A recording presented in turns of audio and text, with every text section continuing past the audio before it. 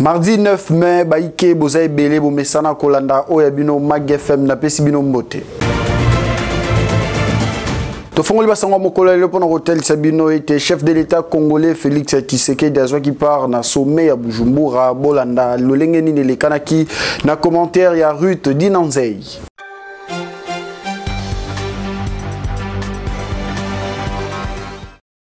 Ezalaki milulu munene kuna na ngumba Bujumbura na Burundi esangisaki batata ba ekolo ya bamboka mingi ya Afrika peba oyo batali makambo ya communauté internationale. Mobange na masolo ekumbamaki pona koyeba lolenge nini kotia kimia na Est ya République démocratique du Congo yango batiaki lisusu mokoloto na mokanda oyo babengi na français accord cadre d'Addis Abeba o wapi bikolo nyonso balapaka ndai ya kotosa bokengi ya mabele pe kobatela mindelo pe kotosa mambi ya politiki ya mboka nyonso.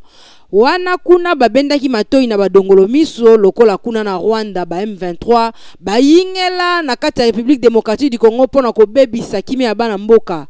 Kasi na mokoloto o batiaki esengeli lisusu toyeba ete babendaki matoi na bakondi ya mboka Rwanda PRDC o wapi baisaki bango esengeli na bango basila kotia na misala ba décision o ezwamaki na feuille de route ya Rwanda ba accord ya Nairobi pe accord cadre ya Addis Abeba.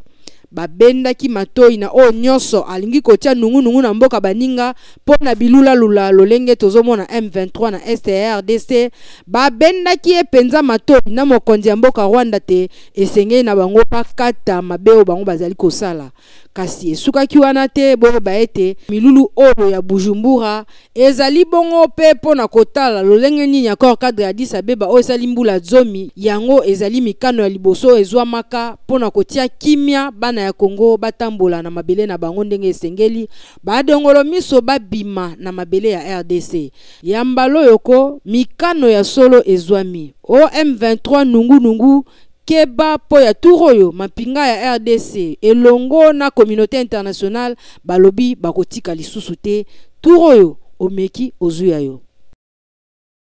Na Kinshasa soki obeti tour na wenze ya Kikenda kuna biloko ete kamaka en détail pe na talo ya mukie.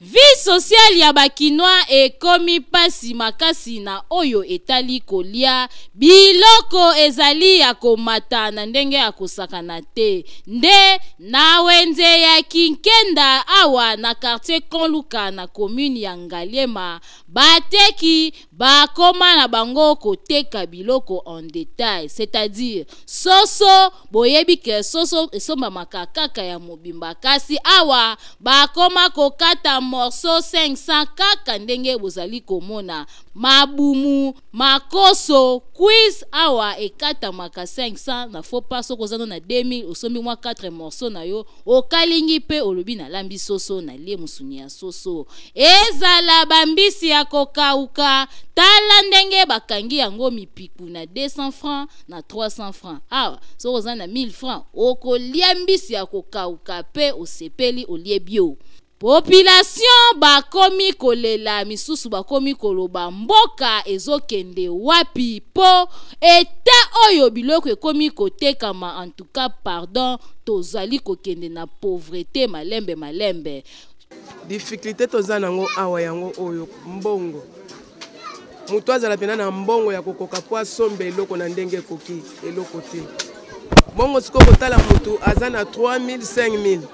azoluka eloko ya 500 eloko ya 200 eloko ya 300 moyen tosala autrement exact il faut totia kaka pona gagner ne fisike kena boma nazwa kaka ta muke mais place tozouta tosomba biloko très cher lisoko ke libongo ke machine biloko ezatana mais soki toye aw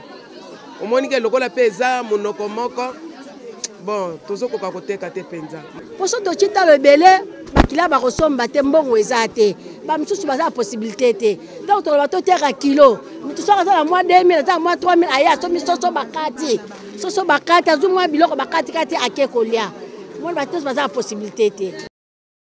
Gouvernement congolais en tout cas bobongisa social na oyo etali kolia peuple alia malamu asepela po balobaka ventre affamé n'a pas d'oreille. Awako mokonzi ya mboka alobaki le peuple d'abord kasi peuple bazo kemba bazo bénéficier te yango malobango ezalaki kaka slogan ya pamba po na terrain eloko moko ezosala mate na oyo etali social. Boyoki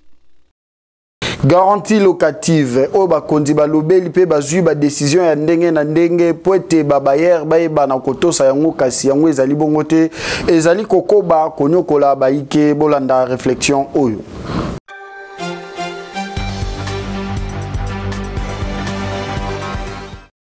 Likambo ya garantie locative na ville province ya Kinshasa ekoma mama na problème na ndenge ya kusakana te ndenge kaka musicien moko ayemba soki olie otondi te komeka mosapite na mozindo po soki otamboli na kin oko remarquer que garantie locative ekoma ya ba 10 mois voire même 15 mois nzoka nde l'état congolais apesa mitindo que garantie locative esengeli ezala ya 3 mois kasi babayer baboya ko respecter mesure wana mutu na mutu asengaka garantie ndenge moko alingi donc population ezali konyo kwa makasi selon ba norme ya l'état ndenge alingi na République démocratique du Congo ezali 3 mois de garantie plus 1 mois ya commission ezali bongo ndenge ezali mais to sala constant na makambo oyo ya ba garantie locative ba bayer ba propriétaire ya bandako ba respectaka 3 mois ya garantie locative soki ezaka ndako ya $1000 500 ou bien 800 ou bien au muke 400 l'état peut ça condition na garantie faut 3 mois faut ba respecter garantie ya locataire mais awa ça m'a sauté alobi que l'état atonga ndako te mtatonga ndako nae alors tout ça boni soki l'état na biso aza makasi ameka ko bunda eloko wana po bato bazana bambongo te au moins aboké na client azwa ndako tanto ndako ya $600 $500 $300 mais bayer aza ko exiger garantie à 6 mois 8 mois 10 mois ça dépend baloba ke le tate atongaki ndako eza biso moko bakolo bandako de to tonga biso moko nde tokolinga yango biso pe tokomolanda oya bango mais osalanga pasi nazotambola na ba client ebele na okene na client aponi ndako asepeli na ndako mais comme bayer azobisa ngai garantie na ngeza 6 mois garantie na ngeza 8 mois ezosala biso mini pasi tokosenga na gouvernement ya congolais ba pesa biso autorité ki kozala bayer atie ndako na 5 mois 6 mois eza na place balimeo oyo tokozana la police to bengi bayemba la moko bakangi ekomi otie mutu ndako ya 120 bozo kabone commissionnaire katika ebo kabone mbongo na biso commission to kabone ngo katikati soki ndako ya 120 to ya 60 biso to zi valeur ya 60 yango tokosenga kaka na bakonzi bayeba kotenir rigueur na phénomène oyo parce que les sols et les sous-sols appartiennent à l'état ezala yonde otongi ndaku il faut toujours respecter loi ndenge kaka balobaka nul n'est au-dessus de la loi en tout cas ceux qui bobongisi ekosala eloko te Yakoka mwa ezali ete mwasi moko apona na ye kofanda na mibali mibale oyo babengi polyandrie bolanda documentaire ya LMK Mizegele.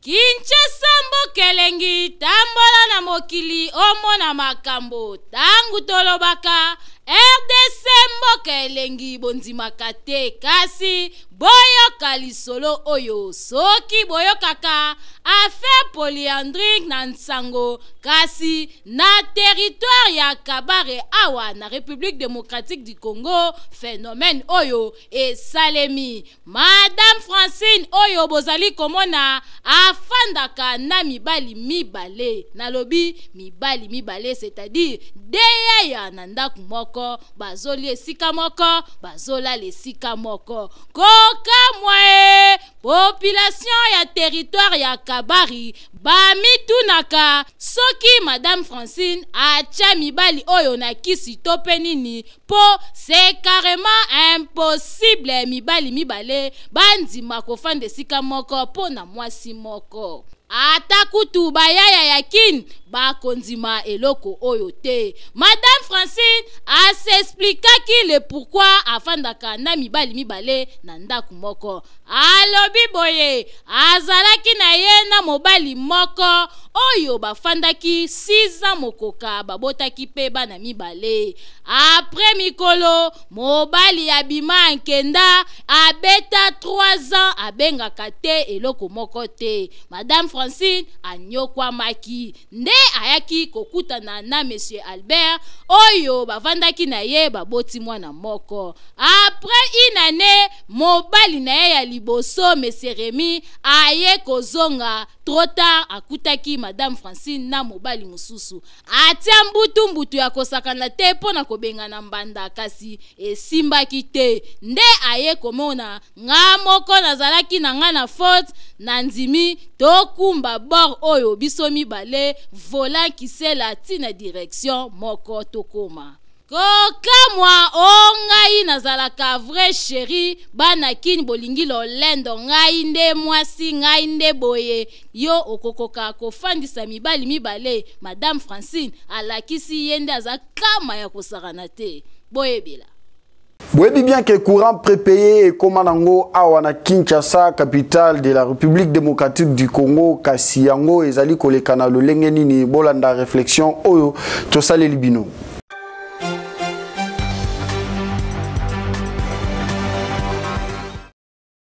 Mwana tu ya kin ayebi yango malamu ke facture ya courant efuta makati na fin du mois malgré ba coupure o esale makapamba pamba. Mais to mesana déjà bongo kasi SNEL aye ko implanter système ya courant prépayé oyo eza na projet il faut epela na tous les 24 communes ya ville province ya Kinshasa. Yango to mituni est-ce que système oyo ya kosomba courant lokola crédit oyo to sela kana téléphone ekosimba surtout que vie sociale ya ba congolais eza pasi makasi. Est-ce que mutu nyonso akozala mesure ya kosomba facture ya courant et ya tantôt 50 ou 30 000 francs na ba commune mususu kasi ceux qui est commis na parcelle ezalaka partagé par rapport ya ba nombre ya bandaku o ezawana. Ceux qui ezalaki à 50 000, ceux qui parcelle ezana 5 portes mutu na mutu akopesa 10 000 francs. Nzokande na courant prépayé ata osombi ya 20 000 francs ceux qui osaleli yango malamu te 1 mois ekokokate okomona ekati ekosenga osomba lisusu mususu. Côté mususu pe ekomi kobebisa les bons voisinage parce que ceux qui kuna courant ezate ndeko mususu akoyekozala na besoin ya ko repasser akolukaki mambango epa ya voisin na ye kasi na système oyo ye pe akolinga te pona kokima consommation donc ekoki pe komemela bango ba mes attentes ekosala bien te. Yango tokosenga kaka na gouvernement congolais ba meka un peu ko revoir système oyo ezala avantagé pona population pour oyo eza des avantages total soki bobongisi ekosala loko ata bino mope bozala na souci ya population ko. Mama Matondo azali moko atekaka kisi ya bokoko oyo esulajaka pe bayike na ba maladi ya mike bolanda lolenge ya salaka musala na ye.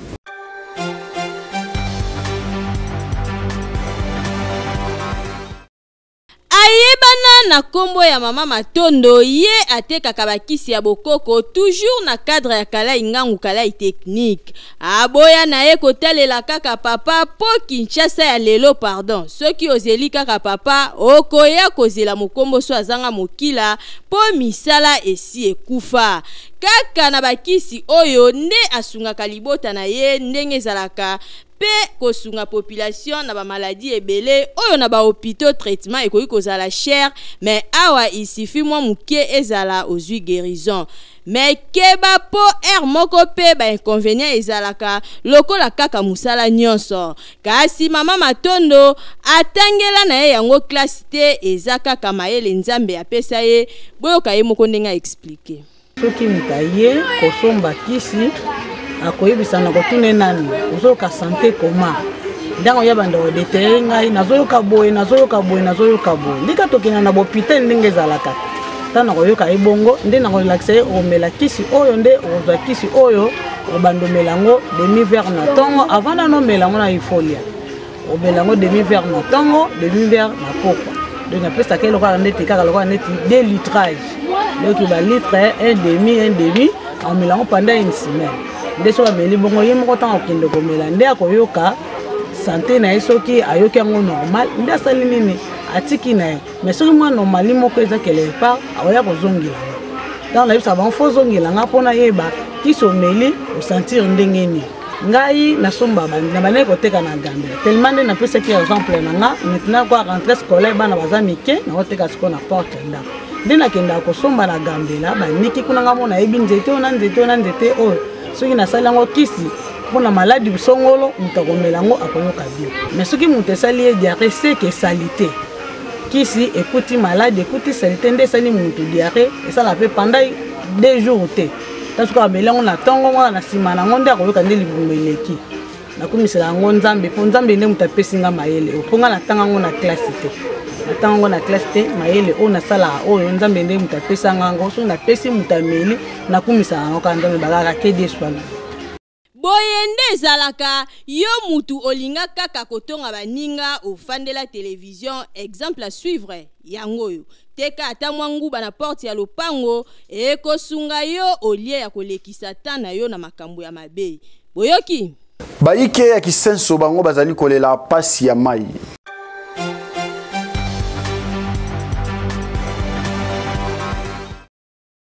L'eau c'est la vie, bakulutu baloba kasi yango etikala kaka maloba ya pamba pona bana banga moyo tozalia wana kisenso bisika nini ba mama bakolela pasi ya mai pona bango mai ekoma lokola diama kasi na mboka mususu tala ndeti awa batondi ebele na babidon moto na moto akoluka azwa oya ye eteni po etakende kosala misala ya ndako lokola baninga mususu bazaka na ba pompe na bandako kasi bango bakendaka nde na ba forage to pe kosala ba distance milai pona koluka mai yango esali pasi pe balobi boye biso papa mai pasi tozana posa pe aboyela biso ba pompe penza mai pasi mai na biso na kisenso ekenda wapi tozana posa mai na biso ekomika bobima 4h 5h 3h tozana olala na pompe biso na kisenso fa mai pasi papa mai pasi nde yango tozosenga pa mokonzi ya mboka tala vana kisenso awa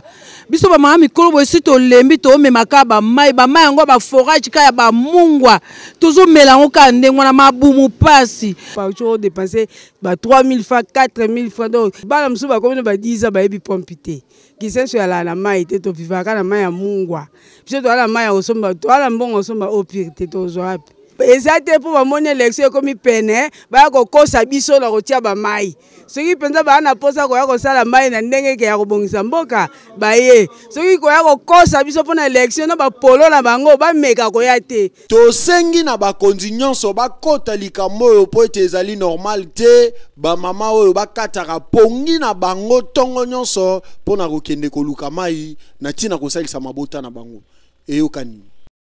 phénomène embouteillage kosila te tolo bandenge nini pe nini oyo esengeli bakonzi basala po ete babongo na kosila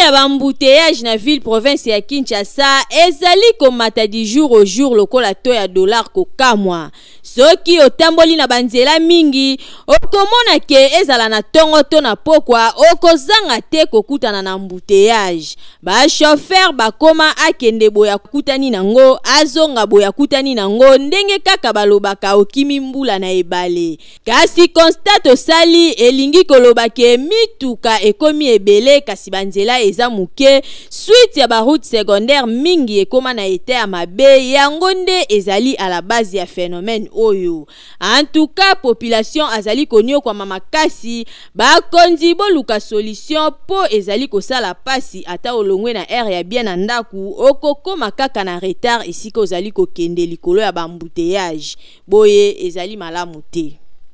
Centre hospitalier Dominique Lecoeur ezali esika malamu mpona yo tata mama onyo koma na bokono pesa bango confiance.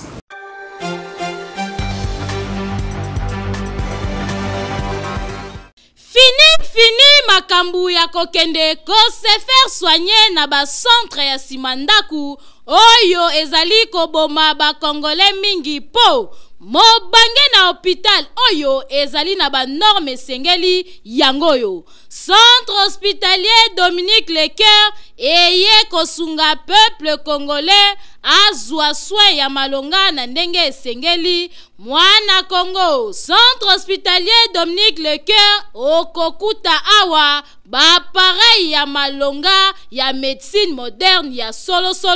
oyo ezali ko détecter maladie nyonso ebombani na nzoto ata ebombani na songe ya suki grâce ya ba pareil oyo maladie wana ekozala détecter. Awa bazali na laboratoire ya malonga kaka pona kosunga peuple congolais. Esengeli boyeba ke ba médecin oyo bazali ko traiter pe awa bazali ba médecin oyo batanga médecine na libanda ya mboka kasi baye ko pratiquer yango awa na République démocratique du Congo pona kosunga bandeko na bango bazwa soin ya malonga na ndenge esengeli. Na oyo etali prise en charge bomi tungisa mate kokende libanda ya mboka na centre hospitalier Dominique Lecoeur prise en charge ezali assurée. Esengeli koyeba lisusu que centre hospitalier Dominique Lecoeur ezali na ba service locaux la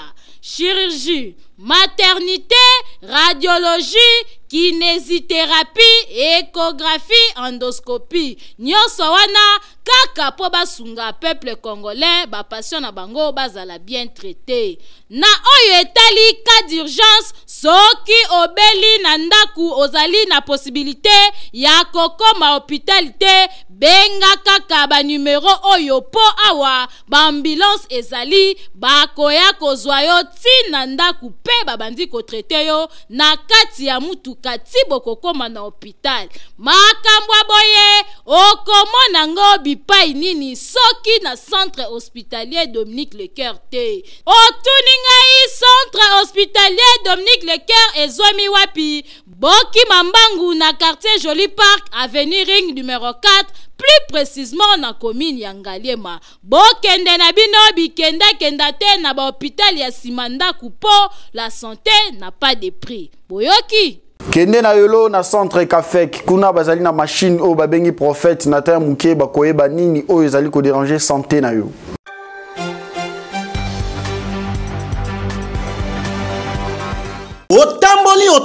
Otamboli solution yango yo. Centre hospitalier Kafek etritaka ba maladie ebele presque ba maladie nyonso o ezana kati ya mokili. Tozana problème ya basi oyo babotaka te. Tozana machine moko oyo ezopesa biso ba diagnostic ya solo malade oyo ya mikuwa, rhumatisme, hernie discale. Tozana ba spécialiste oyo bazo traiter yango makasi. Problème ya AVC oyo ba musubazo kende ba poto. On domaine ya poison tika na yo pardon bondi melangai centre hospitalier Kafek domaine ya poison. En tout cas, à tes arts retardés, taux rapide. Awa, soko ye,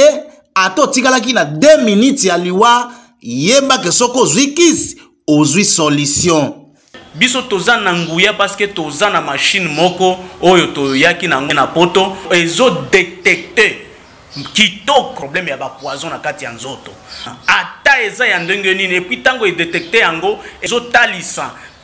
Oyo esali na kati ya nzoto quantité eza ndenge nini na ndenge nini yako traiter tingaka oyeba ndenge nzoto na yo ezali kotambola to oyo kabati kotaki ya machine ya mundele ndenge aza ko détecter ba maladi nyonso yaka komona machine oyo babengi prophète. Prophète azali koloba makambo ezalaka o ezali koya po o ezali sika awa ndenge moko na machine oyo ezali ko détecter ba maladi nyos okosenga te o ebisa médecin onongai nazobela boy te appareil wana biso to surnommé appareil wana prophète zozuwa maladie nyonso oyo eza na kati ya nzoto na ya mutu na ba symptôme nyonso na cause oyo ekozaka maladie wana appareil wana e proposer lisusu traitement ya mutu oyo il faut kopesa telle période oyo toza na promotion ezala ba examen ezala ba traitement ba activité nyonso oyo ezosalama awa na centre hospitalier Kafeke eza na kati ya promotion toza na rond-point ezo sima ya station Lodge avenue Ngindu numéro 5 quartier Yolo Sud commune de Kalam. Numéro de téléphone nabiso 085 041 14 07. Studio Liloba ezali esika malamu mpona yo mona mboka oyo lela kosala musala na ba condition malamu betela bango to bazwami na limité na 14e rue.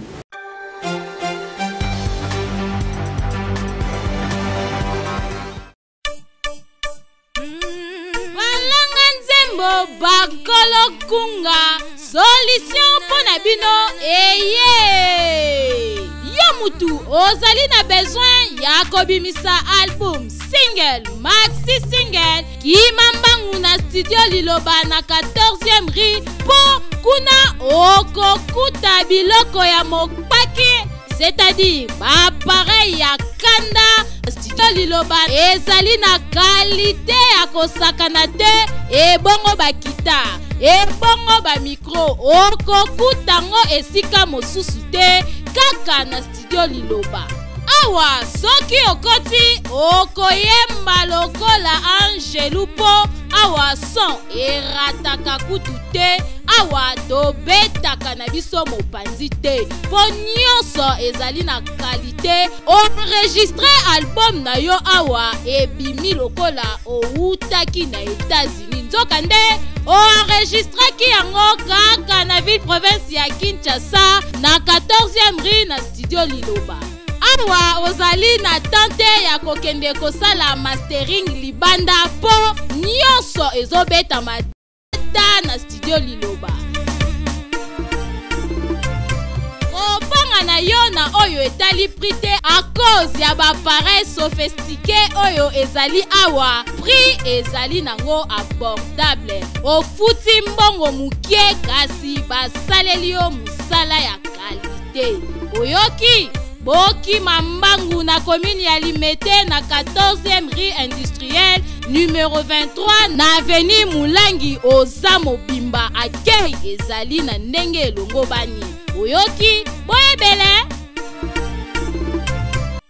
Yalelo esukia wa tikana pesa un grand merci na bino ba nyonso bozwa ki bongo libaku ya kotala biso pe un grand merci na équipe technique wa accompagner biso mokolelelo équipe rédactionnelle na bo sanité kasitika bongo na tombela bongo ezali bongo ba rétablissement malamu na Letissa Mizegelo azali ya biso pe Christian Kabuya to sengi na ye azala kaka makasi nzambe ayeba na kobatela ye pe abatela libota mobimba na sima disparition ya moko azalaki papa na biso.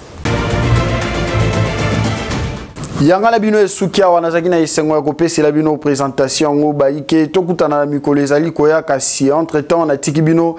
na maboko ya programme ya FM télévision botikala scotché pote awa makambo ya bien ezanga kate to tindi bino pe bo s'abonner ebele na chaîne YouTube na biso Fondation Maluwa pote bo rater ata mukete ba information topé ba actualité et kolekana na RDC.